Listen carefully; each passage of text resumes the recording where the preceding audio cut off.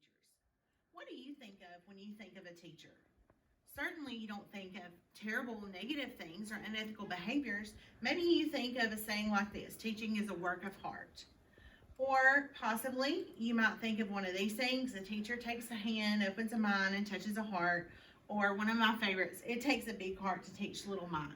And that's the way society has historically have viewed teachers as pillars of society, people that are noble and honest. But unfortunately, due to some high profile cases like the Mary Kay Letourneau case and the Atlanta City School public school cheating scandal, it's cast a shadow on our profession, and people have begun to question our motives and our integrity as teachers. So today I'm going to be talking about 3 different types of unethical behaviors: cheating on standardized tests, social networking with students, and inappropriate sexual relationships, and some ways to prevent those things. Cheating on standardized tests. It's hard to imagine that teachers would ever cheat on a standardized test, because as teachers, we ultimately value learning and we don't want our students to cheat. But because of pressure and things like that, some teachers in Atlanta, in fact, over 100 teachers in the Atlanta City School system, were caught cheating on standardized tests. Many of them faced criminal charges. They were even some charged with felonies. So it is a very serious crime, and it's something that teachers shouldn't take lightly. When we have to sign those test waivers, there's a reason that we have to do that. And not only does it affect the person that's actually doing the cheating, but it also affects the whistleblowers within the school. Teachers that know what's happening and know that it's happening wrong, they're often bullied and pressured by their colleagues, and sometimes even fired for reporting those things happening.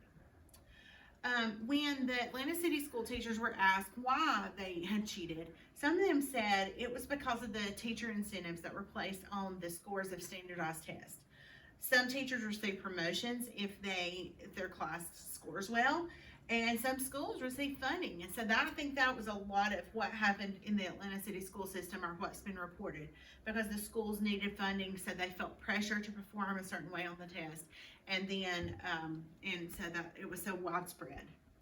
But also who really are the victims, I guess, in this case, would be the students. They suffer because parents are given false assurances when they see their test scores. They feel like their child knows what they're supposed to know.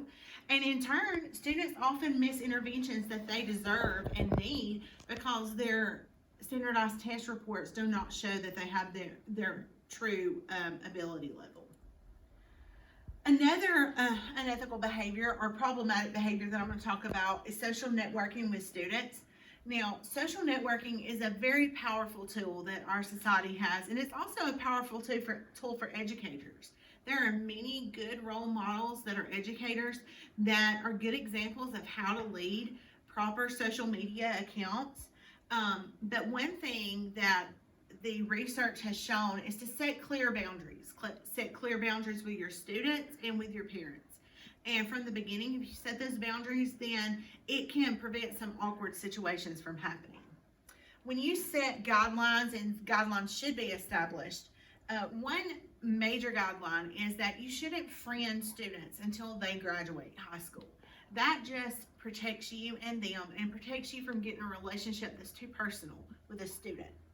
Often, if you'll share those guidelines with the parents and students, then they know not to send you those requests, and then you don't have to feel bad for not accepting. Another area that teachers really have to focus on is what they share on social media. A good rule of thumb is the quality over quantity, and that you should view every post that you make as a public post, even if you have it set to private, because you know how things can be shared, and that has been a downfall of many teachers.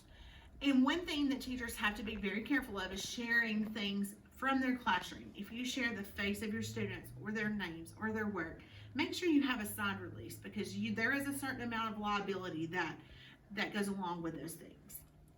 And the last, and probably the hottest topic today, is inappropriate sexual relationships between teachers and students. And unfortunately, it's happened too many times. There's been many high-profile cases, like I mentioned earlier.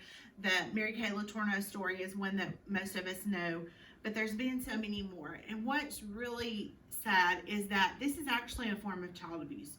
You have an adult who is the teacher with a child, a minor, someone who is that is school age.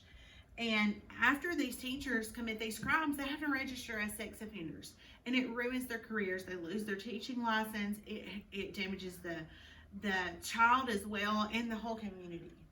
One way that we can help prevent this, and one thing that has come of this, is that there is a greater awareness of this. Parents now understand that although it seems to them impossible, that these kind of relationships do happen, unfortunately.